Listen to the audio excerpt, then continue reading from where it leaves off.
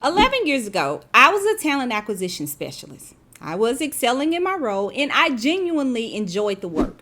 I was helping my company to attract top talent, and it was my job to fill the hard to fill tax positions. Now, even though I was good at what I did, I knew that I did not want to do it. I had a vision of becoming a training leader. I wanted to be someone who managed processes and developed the employees and aligned the employees' goals to the systems that helped us to reach those goals. And I knew I wanted to work in manufacturing, not finance. What I didn't realize at that time was that my personal value proposition was holding me back. What I was telling myself was holding me back.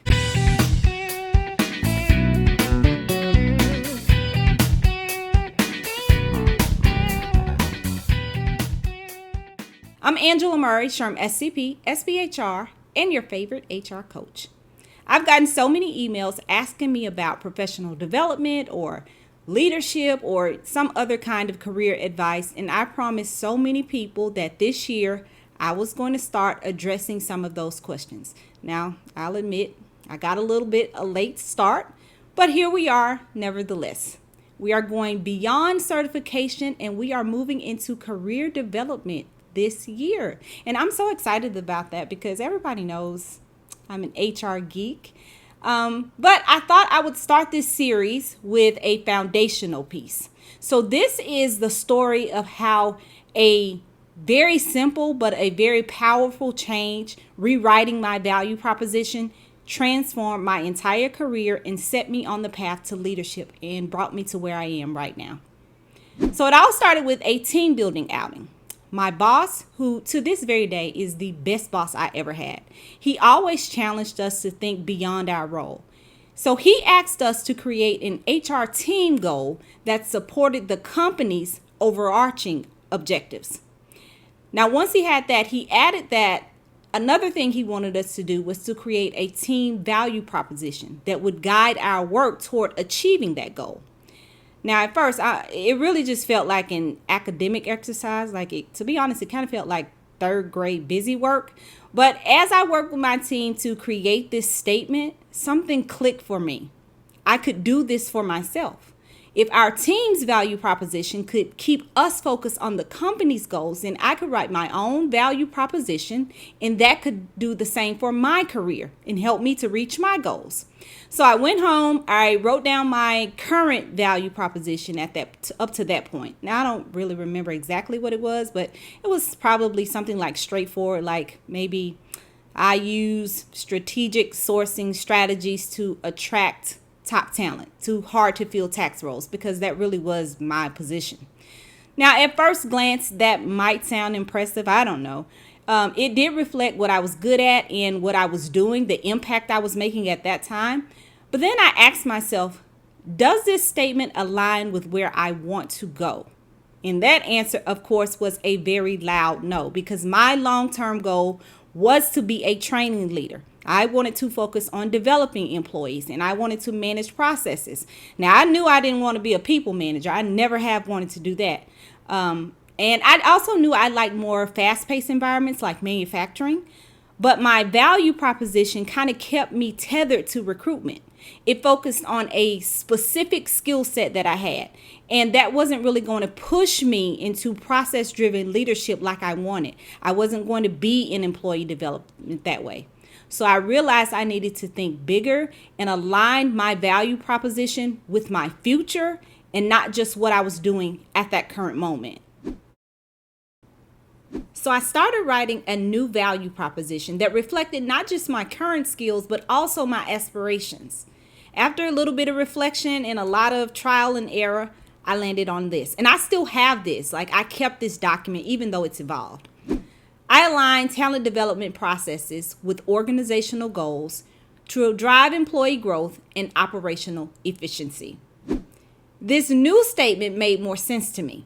It still acknowledged my expertise in talent acquisition and development, but it connected that expertise to my goal of leading structured processes and supporting employee growth. It positioned me as somebody who thought strategically and I was ready to take on bigger responsibilities. It didn't just pigeonhole me into finance or into tax. It specified that my aim was in operational efficiency. Operational efficiency no matter what the industry. And of course, the industry I was going for was manufacturing. So once I had a clear and aligned value proposition, things really did start to shift in my career because I had clarity on what I wanted to do. My new value proposition became like a career compass. It helped me to prioritize opportunities and projects that would align with my long-term plan. I started working on like training initiatives and process improvements instead of just focusing on the day-to-day recruitment. And because I started taking those things on, it put me in the room with people that I probably wouldn't have been in before, because I honestly I never even considered working on a training project because I was a recruiter. So people started to see me not just as a recruiter, but I was somebody who could think strategically. I could think about the processes. I was good at process improvement and employee development. Doors began to open for me. I was offered the chance to work on a lot of cross-functional projects. I was starting to collaborate with leaders on training programs. Eventually, I transitioned into roles that prepared me for process-driven leadership. Before, I would have just waited for a position to open in training, applied, and crossed my fingers. But now people were coming to look for me. I started working on bigger projects and saying no, just really doubling down and just saying no to things that I knew I didn't want to do and did not align with my goals. Through this journey, I learned a few key things that I want to pass to you, and I think it could help you to transform your career as well. Number one, your value proposition is your career GPS. If that value proposition does not align with your goals, you are driving without a destination. You need to be revisiting that value proposition to make sure that it is still sending you where you want to go. Think about your career and your current role.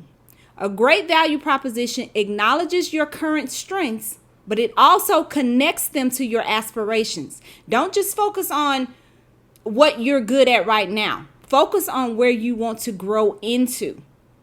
Number 3, be specific and strategic. So I just like to avoid being vague in your statements. Your value proposition should have something measurable. It should have strategic goals that you can look forward to. So instead of saying I support employee engagement, say I drive employee engagement by reducing turnover by 20%.